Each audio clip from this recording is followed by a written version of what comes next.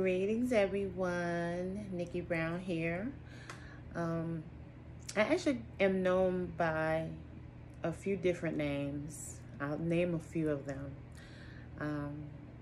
For those who know me or grew up around me, went to school with me, I am Shalethia, or even worked with me. So I am Shalethia Nicole, more popularly known as Nikki Brown. Or Nikki, Shasha, Butter, a few different names. So, but I am Shalethia Nicole, and this is my YouTube channel for those who are unaware of that. This is the Shalethia Nicole experience, and I talk about a diverse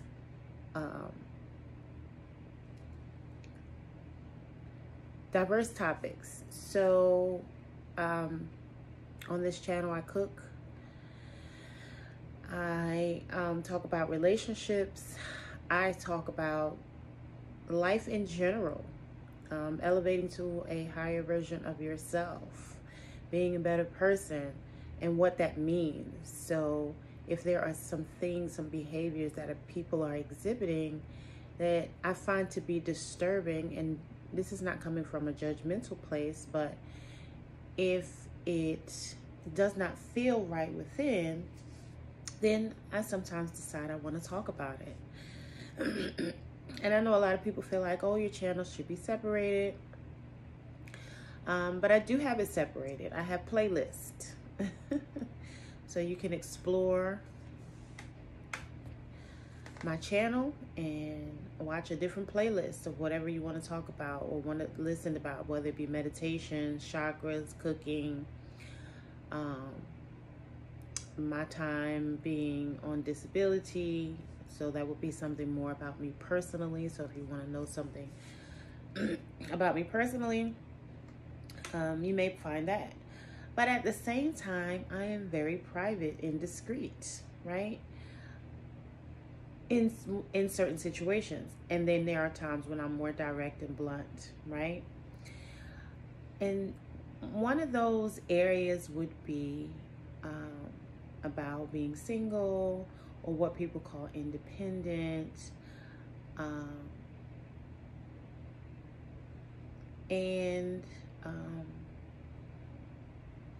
people think I make life look easy, right? Because I'm typically always in a good mood. My energy is high, and I find joy in every situation, and I make the best of every situation. But as the young people say, life be lifing, right? So I've always, again, and I may have said this in a video before, when I have experiences, because I don't like to say when things happen. When I have experiences, again, I make the best out of the situation. If there's nothing I can do about it, I do my best not to worry about it, right? I remember a time when, so I had my son at 18, right? And we lived in an apartment. He was 1. And I had to basically, as they say, rob Peter to pay Paul, right? My rent was only $400, but I worked for McDonald's, right? And I was doing great. I was a supervisor in training, and I decided that's not what I wanted to do anymore with my life. And so I quit. So now I'm in this apartment with no source of income. And the source of income I did have was public assistance, right? So I had to, again, rob Peter to pay Paul, because the $322 a month that I received was not enough to pay the $400 a month in rent. But again, you know, there were people around me saying, oh, you're crazy, you're foolish, blah, blah, blah. And I was like, it's going to work out. You know, my motto was, well, God looks out for fools and babies, so God's going to look out for me, and it's going to be all right. And it worked out, right? We always had food to eat. My rent was paid every month. My other bills were paid every month, and it worked out. And again, this is basically how I've lived my life. Now, because of other people's doubts, fears, and anxieties, I started to develop some of those fears and anxieties and doubts. Although that's not my true personality, right? But again, people think I make life look easy. But life be lifing. As the young people say, life be lifing. And it doesn't mean that I don't need help. It doesn't mean that I don't want help. It doesn't mean that I here's my thing about being single, right? I have my peace and I enjoy my peace, and I'm not willing to give up my peace to be in a stressful situation. So there are men who are interested in me, but they have things going on that I don't necessarily want to deal with. And when someone shows you who they are, you should believe them the first time, right? So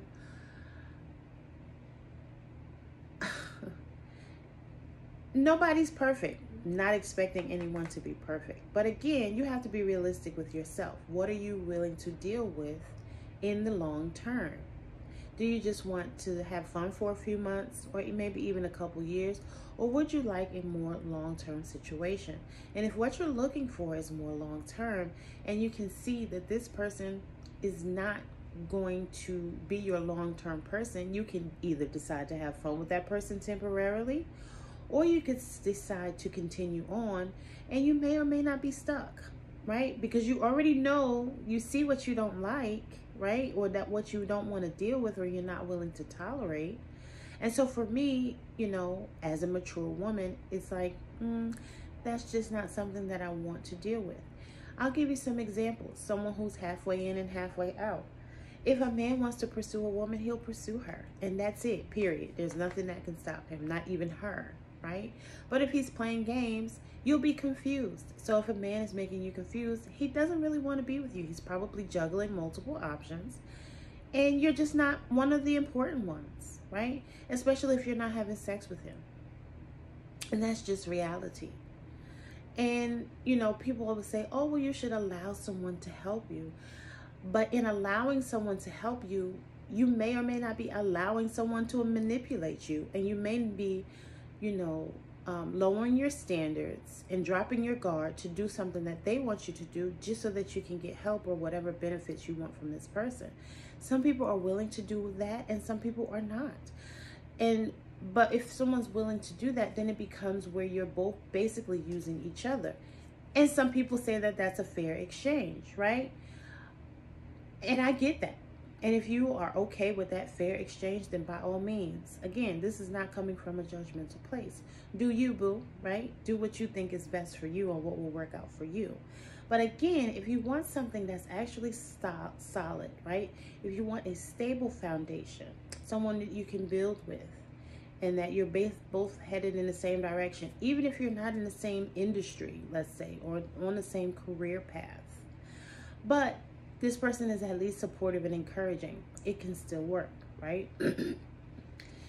There are some people who they want monogamy and some people want polygamy. Even though they don't necessarily want to be in a polygamous relationship, they may want someone who's willing to tolerate them being with other people. Again, if this is not something that you're willing to deal with, whether you're male or female, because this is not about gender at this moment, right? Male or female. If that's not something you don't want to deal with, if that's not something that you can accept and it's something that you don't want to deal with, don't deal with it. Like, cut it off early before you even. Some of us, especially women, we have a tendency to give people the benefit of the doubt. Even though our intuition, we have that women's intuition, right? And it's giving us red flags. It's throwing rocks at us. It's throwing bricks at us. And then we give the benefit of the doubt and the whole brick wall just falls down on top of our head. And then we would say, dag, I should have listened the first time. I should have trusted my instincts the first time. I should have trusted spirit. However you want to look at it, right?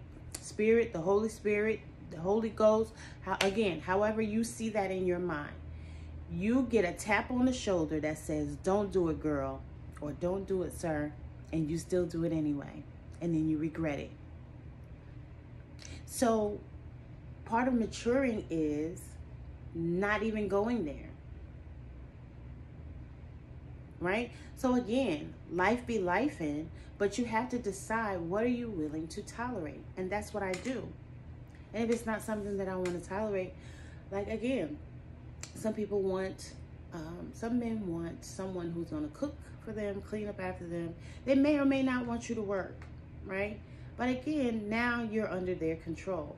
And a lot of women, you know, say in the 50s, they learned their lesson from that, because some of those women were abused, whether it be mentally, emotionally, physically, verbally, financially. You know, although he may be paying the bills, if there's something that you need or want, you may not be able to get that if you're not working, because he may not be willing to give it to you. He may want to spend it on his, you know, his concubine, or whoever, you know, his side chick, or whatever you want to call it, right? So then it becomes an argument. Oh, well, what you need that for? What you gonna do with that? I ain't got it, you know. And again, women have learned lessons from that. So, you know, those women from those times, their daughters and their granddaughters learned from their, you know, ancestors' mistakes. And we don't want to call it a mistake, because people still do it and they think that it's okay, and they accept that, you know, this is how life is supposed to be. And again, that's fine if that's your choice, but just some people choose not to go down that road. Some people are not willing to use someone for money just so that they can get a bill paid, or just to get somebody to live with them and move in with them to split the bills. Some people are just not willing to do that, and it's okay. Everyone can do what they want to do with their life. Life is all about choices, right? Whether we are whether we're good with those choices or we regret those choices. If we regret those choices, then we just see it as a lesson learned, and we can move on in peace, or we can move on in pieces. If you hold on to it, you're going to move on in pieces, right? Otherwise, you can accept the experiences that you had. You can ask yourself, what did I learn from that?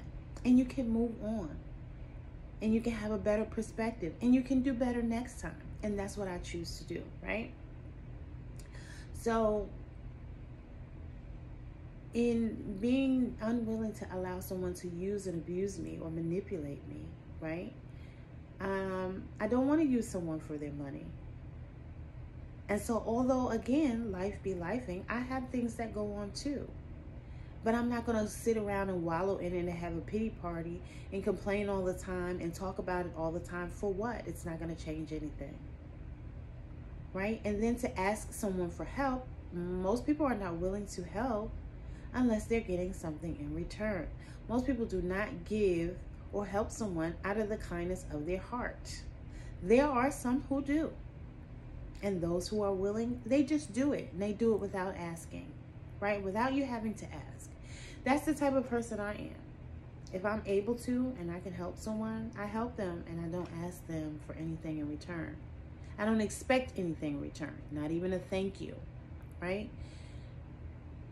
But again, some people can't understand that. I had someone tell me one time they gave money to a homeless person, and because the homeless person didn't say thank you, they said, oh, let me ask you a question. Let me see that $20 back. I'd rather give it to you a different way. And they took their money back.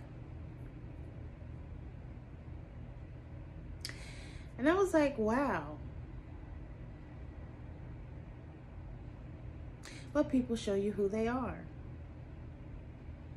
Right? People show you who they are. And you should believe them the first time. When somebody shows you who they are, believe them the first time. Because this person is now telling you that basically they can be spiteful and vindictive. And so if they'll do it to someone who's really in need, if you decide to move forward with this person and be in a relationship with this person, they're going to do the same thing to you. You're not above their vengeance, right?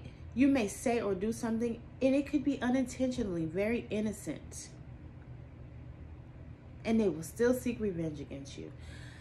I was just watching a video with Steve-O. For those of you who don't know who that is, he did MTV, a show called Jackass on MTV, right? I think in the 90s or the 2000s. I didn't really watch the show. I think I watched the very first episode and I was like, they're stupid, whatever. But he became very popular from that. So again, people know him as Steve-O. So apparently he went to jail with Old Dirty Bastard, I think sometime in the 2000s, before he transitioned, like a year before he transitioned. And so they developed a bond. And, you know, he started going to all the Wu-Tang concerts. And one of the concerts, Wu-Tang, ODB was smoking a blunt that was laced with PCP, right? And so he went into like a stupor, you know. He had his pants down below his waist, below, you know. So he was exposed in the front and in the back. And then he started to nod. So basically his body was leaning forward and he was holding the microphone like this. And this is no disrespect, right? This is what happened on stage. And Steve-O was there and he observed this. So Wu-Tang did a tribute to ODB. And in that tribute, he decided to take his clothes off on stage and do a backflip. Well, Old Dirty Bastard's mom was there. He told them what he was going to do. He told Method Man, he told, you know, a few people in the room what he was going to do. Right before going on stage, Method Man said, don't do it. But again, Steve-O feels like he wants to pay homage to ODB in this way, and so he does it anyway. And RZA didn't take very kindly to that, and to the what was implied in the video is that basically RZA still doesn't speak to him to this day, right? Not RZA, Raekwon the chef, and he, you know, basically Raekwon got on stage and said, you need to apologize, or you know, I'm gonna put my hands on you. And so Steve-O apologized, and he said, now you need to apologize to his mother. So he apologized to his mother, but again, he didn't mean any disrespect. Everybody's different, and so the way they life is different, right? The way they again pay their respects to someone is different. It's like pouring out a little liquor on somebody's gravesite, where one person may, you know, find it to be acceptable.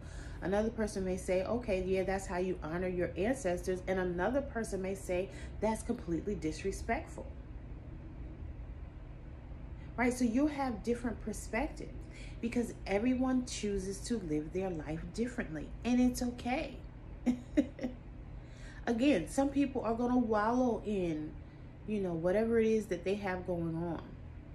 They're going to have that pity party and they're going to, woe is me. Some people are going to rise up and make the best of the situation. Some people are going to do their best to get themselves out of the situation. And some people are just going to handle it with grace. Some people may do all four. And maybe if they don't go to work and complain about it, or they don't tell all their friends, maybe they have this one person that they confide in. Maybe they write it down in a journal. Maybe they say it in their prayers. Right? But dwelling on it and talking about it isn't going to change it. So why do we have to have this misery loves company pity party in order for people to feel that you fit in, or that you're part of the group, or, oh, well, you know, because you have these things going on and I have these things going on too. We're, you know, we have a bond. No, why can't we have a bond on a higher level? Why can't we have a bond? Because we like to laugh and smile, right? And make the best of every situation, regardless of what's going on. Because you never know what a person is going through. Especially because we have telephones, and now we have cell phones. It's even worse because people just text. But there was a time where people would go visit each other. So if somebody didn't have food in their house, you would know because you were actually visiting them. If someone was sick, you actually knew because, again, you were visiting them. Right? But nowadays, if someone has something going on, they may just say, I'm good. Because in their mind, they are good. Because they're not allowing whatever this experience is to take them from this higher level of elevation that they're on. There are people who have different diagnoses and they don't even accept them. And they do what they need to do to cleanse or detox their body. They exercise, they drink their water, and the next thing you know, they go back to the doctor and they have a clean bill of health. Because it starts in the mind. So if you let somebody tell you who you are or what you have or what you're about, and you accept what they say, it will become true. But if you say, I'm not accepting it, it's not true, and you do the opposite, that becomes true. Because whatever you think, you're right. So if somebody tells you you have a certain diagnosis and you continue to have this woe is me pity party, it's going to manifest and become bigger. And people don't understand that. But that's one of the things I'm here for. Because again, although life be lifing and I make life look easy, right? I still have experiences just like everyone else. But I decide to rise above like cream, baby. One of my friends once said, you'll never know what Nikki's going through unless you know that her cell phone is off. Then you know. But yeah, why talk about it? What is it going to change? And again, if you're not willing to let someone use and abuse you, you know, use your snatch, use your mouth, whatever it is that they're trying to use, just so you can get a couple dollars, then you just do what you got to do. And so that's what it is. And as always, I love you. Don't forget to like, comment, share, and subscribe. Mwah.